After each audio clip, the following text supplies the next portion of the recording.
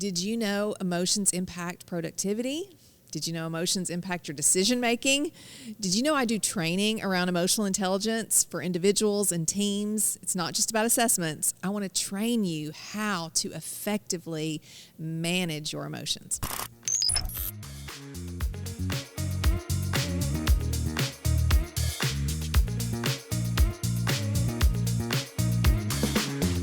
Welcome back to the Help for Leaders podcast. I'm Stacey Harris. Before we dive into today's episode, click here to subscribe. Hit that thumbs up, ring that bell so you're notified each week when we post new content. Today, I want to talk about emotional intelligence. I want to talk about how emotions impact our decision making and our productivity. And I want to share with you the training that I'm actually doing with individuals and teams to help manage our emotions, help really regulate emotions, not only individually, but for our teams, so that we are more productive, so that we are making decisions in a very logical way instead of reacting from those emotional places. So you've heard me talk about EQ. If you haven't, I've got a whole series of podcast episodes on the 5 aspects of EQ. There's one all about self-awareness. Self-regulation is the second part of EQ. Motivation, and then social awareness and social regulation. Those are the 5 aspects of EQ, but I'm actually doing training, and I'm doing it in person. Yay! Once again, I'm in person in front of teams, and I'd love to come and help your organization learn the aspects of EQ and really how to apply this knowledge. So self-awareness is the foundation of emotional intelligence. Not only are we doing it in person, but I'm still doing a lot of this virtually. And we can do that with your team that's spread out all over the globe. In fact, I've got a contract with one organization that is a global organization.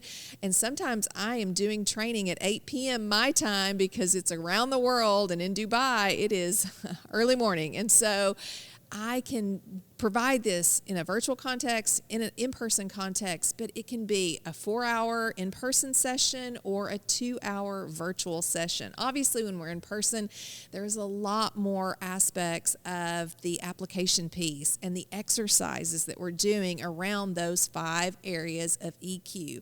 I talk a lot about the brain science. I talk a lot about our amygdala and how it can kick in when we are in a heightened emotional response, when we're triggered in some way. I talk about our prefrontal cortex and how that's the logic piece of our brain. And then we do exercises around self-awareness, really understanding emotions, how they're impacting us, being able to name the emotion and why we're experiencing that emotion. It's not just about understanding, oh, I'm happy today, or oh, I'm feeling sad, but why are you feeling happy? Why are you feeling sad in this moment? And then being able to regulate those emotions. And so that's a big part of it. And it's so impactful when we can come together as teams and talk about these emotional responses that we're having. We all have them. We're human.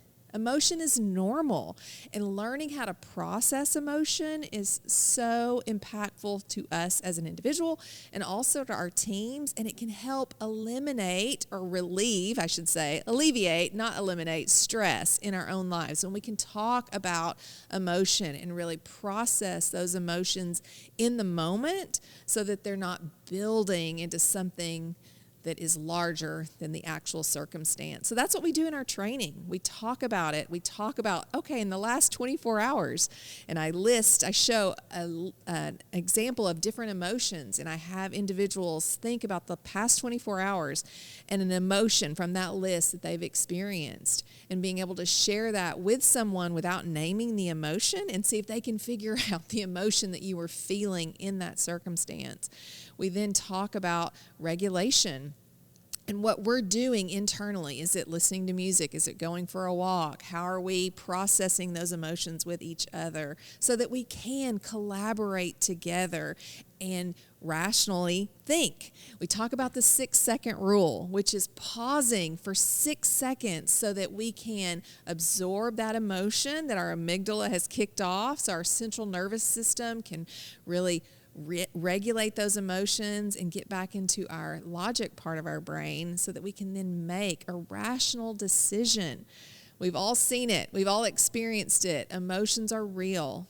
They impact all of us. And sometimes we say things from that emotional place that we might regret later. And that's what EQ is all about. EQ can be learned at any stage of our lives. And that's what I love about the training that I do with individuals. It's very empowering.